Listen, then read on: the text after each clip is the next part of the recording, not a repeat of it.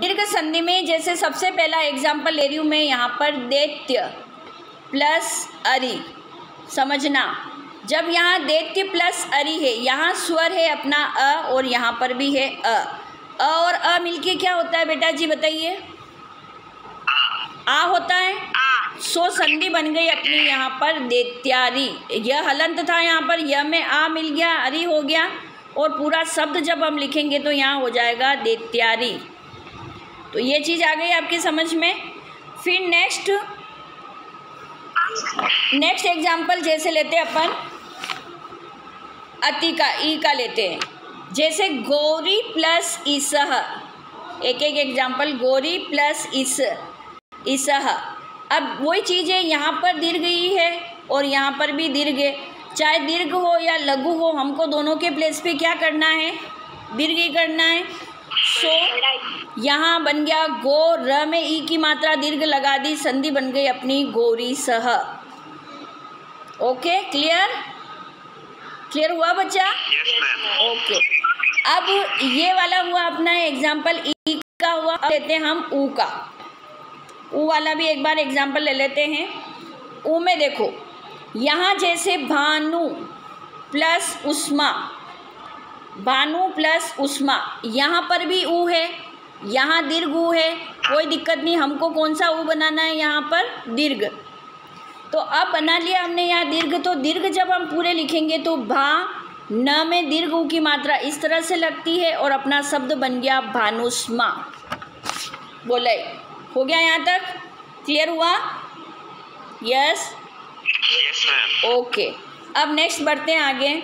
ऊ वाला हो गया, अब री वाला देखते हैं। देखो, जैसे यहाँ हमने लिखा कर्त्री प्लस रिद्धि। समझना, कर्त्री प्लस रिद्धि, यहाँ पर री से ऋषि की मात्रा है और यहाँ पर भी री है, तो दोनों री मिलके अपना कौन सा री बना? दीर्घ री बना। अब दीर्घ री बना है तो देखो दीर्घ री को लिखा कैसे जाता है? दीर्घ री जब है, देखो एक सिंपल सा री से री की मात्रा लगा रहे, ऐसे लगाते बेटा।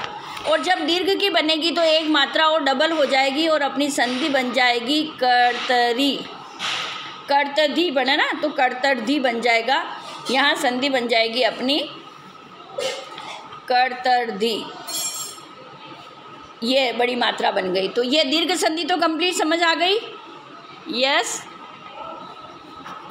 मैम। ओके, अब नेक्स्ट देखो, नेक्स्ट बढ़ती हूँ मैं आगे। अब अपन लेते हैं गुण संधि के एग्जाम्पल।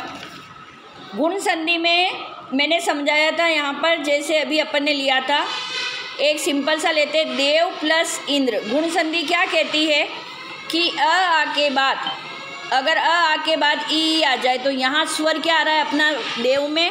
अ, और बाद में आ रहा है ई। अ और ई मिलके क्या बनेगी? गुण संधि क्या कहती है? ए बनेगा। अ और ई, छोटी ई या बड़ी ई कोई सी भी हो तो वहाँ ए बनता है।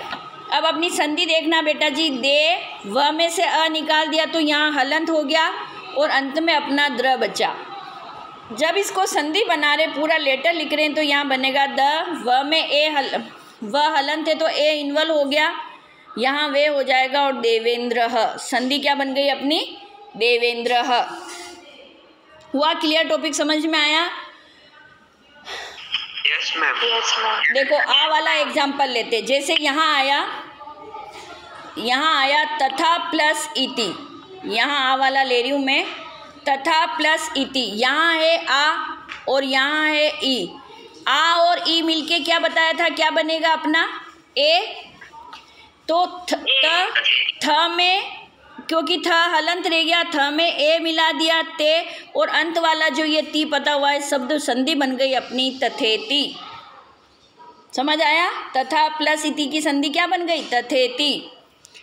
फिर देखिए आप, ई वाला हो गया अपना ए वाला। इसी तरह से रमा प्लस ईस का बनेगा रमेशः। उमा प्लस ई से आ और ई मिलके उमेशः।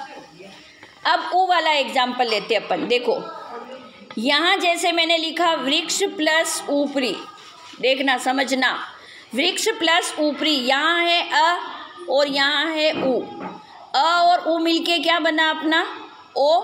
समझना, ठीक है बेटा जी। व्री क्ष हलंत हो गया क्योंकि इसमें से अपन ने अ निकाल दिया। वृक्ष परी। अब इसी शब्द को अपने को जोड़ना है, तो जोड़ने में क्या लिखा जाएगा फिर? वृक्ष, क्ष में इस ओ को मिला दिया, यहाँ हो गया वृक्षो और शब्द बन गया अपना वृक्षो परी। क्या शब्द बना अपना? वृक्षो परी। तो ऊ वाला एग्जाम्पल समझ में आया? Yes okay. अब आगे बढ़े। देखो इसी तरह से एक ऊन का चाहे छोटी बड़े हो कुछ भी नहीं, एक प्लस ऊन हो तो वही तरीका। यहाँ अ है, इसमें यहाँ ऊ है, अ और ऊ मिलके ओ बना, संधि बन गई ए। क में ओ मिला दिया अपन ने, ओ न, एको न। क्या संधि बन गई यहाँ पर? एको न।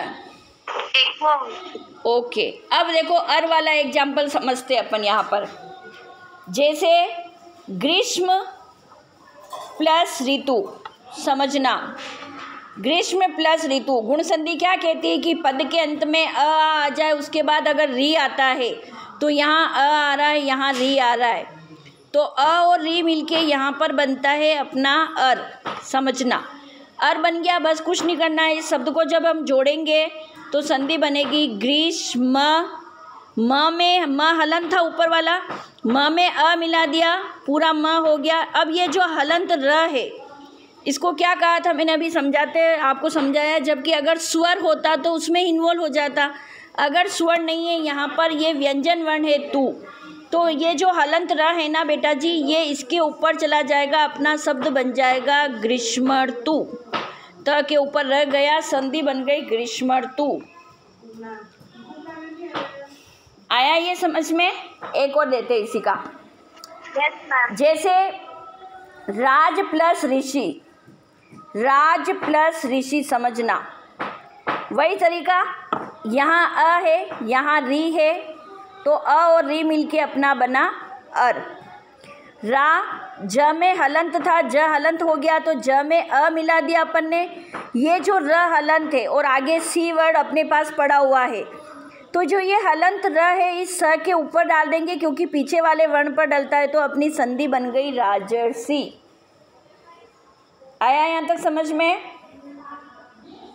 Yes ma'am. ओके। अब नेक्स्ट देखो, लास्ट इसका एग्जाम्पल। जैसे यहाँ आया तव प्लस लिकार, तव प्लस लिकार। अभी क्या कहा कि अगर अ हो और बाद में ली आ जाए तो अ और ली के प्लेस पे, अ भी है ली भी है, इसके प्लेस पे अल हो जाता है। क्या होता है? अल। ये अपने संधि संस्कृत में ही रहती है। त व हलन था, व में ए हो गया। अब ये जो ल हलन थे इसके बाद कार आ रहा है, तो इसमें आगे कहीं स्वर है ही नहीं है, तो इस ल को हलंती रखेंगे और यहाँ संधि बन जाएगी अपनी तवलकार। तव प्लस लिकार की संधि क्या बन गई? तवलकार। इसी तरह से मम प्लस लिकार हो तो क्या बनती, बताइए आप ही।